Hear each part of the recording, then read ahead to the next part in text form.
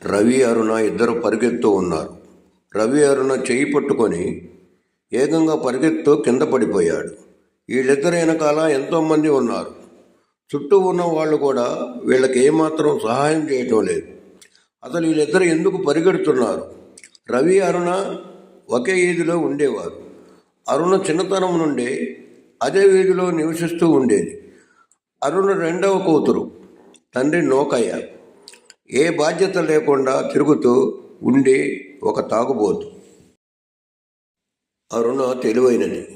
చదివింది 5వ తరగతి అయినా అన్ని చదవగలదు, అన్ని రాయగలదు. 3 భాషలు చదవటం రాయటం వచ్చు తనకి. అరుణ చిన్న చిన్న ఉద్యోగాలు చేసుకుంటూ తన కుటుంబ సభ్యులకు ఆర్థికంగా సహాయంగా నిలబడింది. అరుణకి 25 సంవత్సరాలు వచ్చింది. తన తల్లిదండ్రులు పెళ్లి గురించి ఏమాత్రం ఆలోచించేవారు కాదు. అరుణ తన 20 ఏళ్ల వయసులో కుమార అనే ఒక అబ్బాయిని చాలా గాఢంగా ప్రేమించింది. ప్రేమించిన అబ్బాయితో వెళ్ళిపోదామని అనుకుంది. తన తండ్రితో కానీ తల్లితో కానీ చెప్పే ధైర్యం అరుణకు లేదు. కానీ ఈ ప్రేమ విషయం తెలుసుకున్న తండ్రి ఆదిలోనే తుంచివేశాడు. తండ్రి తన ప్రేమను ఎడదీశాడని తెలియక అరుణ కుమారు కోసం ఎదురు చూస్తూ ఉండేది. ఆ అబ్బాయి తన తండ్రి మాటలకు భయపడి తనను వదిలేచాడని తెలుసుకుంది. అలా అరుణ కుమారుని పూర్తిగా వదిలేసి తన పని తను చేసుకుంటూ ఉంది.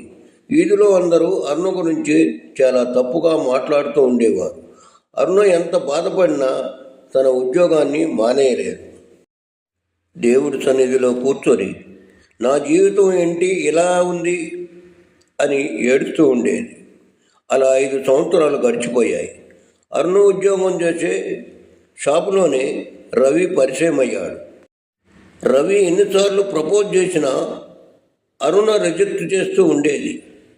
మీది మాది 2 వేరువేరు కులాలు, మన ప్రేమకి ఇంట్లో వాళ్ళు ఒప్పుకోరు అని రవిని రిజెక్ట్ చేస్తూ ఉండేది. రవి కూడా చాలా సిన్సియర్గా అరుణ్నే ప్రేమిస్తూ ఉండేవాడు. అరుణ ఎన్నిసార్లు చెప్పినా రవి ప్రేమించటం ఆపలేదు.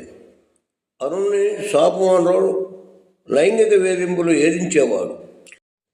లైంగిక వేధింపుల నుండి రవి అరుణని ఎన్నోసార్లు కాపాడి ఇంటికి తీసుకెళ్లేవాడు.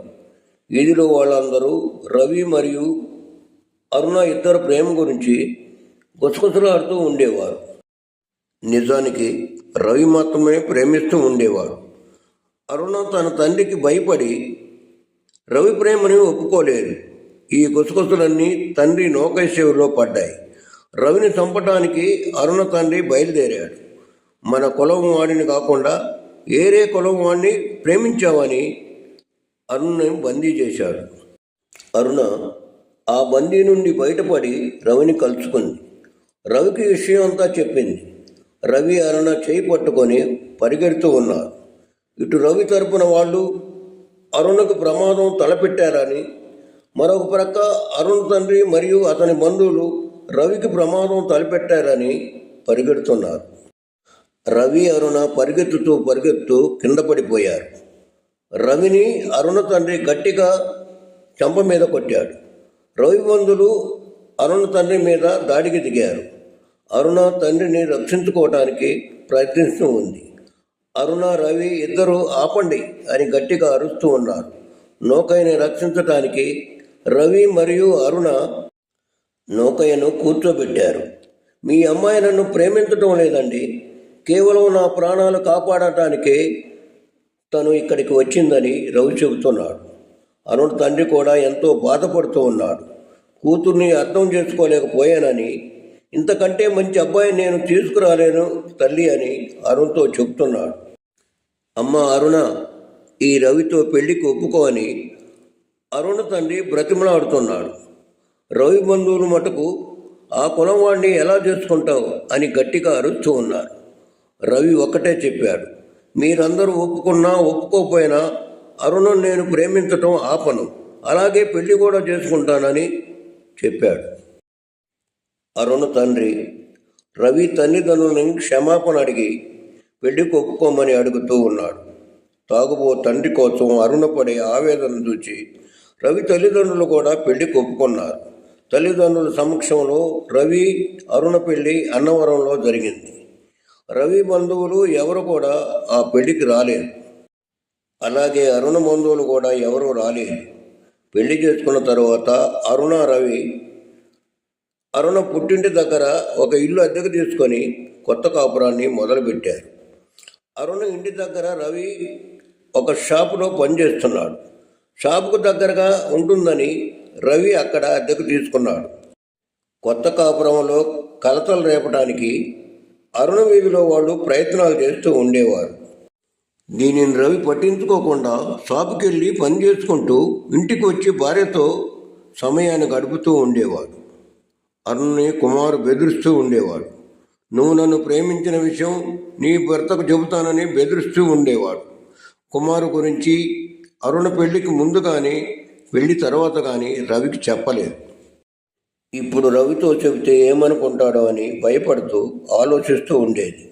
రోజు రోజుకి కుమారు అరుణను బెదిరించడం ఎక్కువైపోయింది. వీధిలో వాళ్ళు కూడా అరుణకి కుమారుతో మళ్ళీ ప్రేమవ్యవహారం నడుస్తుందని ప్రచారాలు మొదలుపెట్టారు. ఆ ప్రచారాలు రవిని చెవిన పడ్డాయి.